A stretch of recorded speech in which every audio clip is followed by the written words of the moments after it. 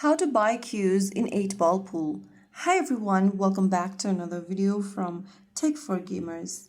If you are playing 8-ball pool and want to get a new cue, then you can purchase different cues using the currency available in the game.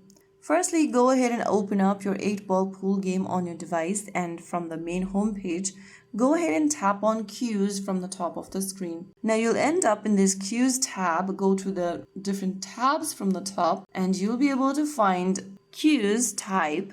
Find the cue you want to purchase. You can check out its force, aim, spin, time, etc. and other information and tap on the buy button. In order to buy the cue, you will need to spend some cash, which is the in-game currency, or you can also purchase it using the coin option as well. Just tap on one of these cues you want to purchase and tap on continue in order to purchase the cue. Now to change the cue, click on use and you have successfully purchased a cue in 8-ball pool.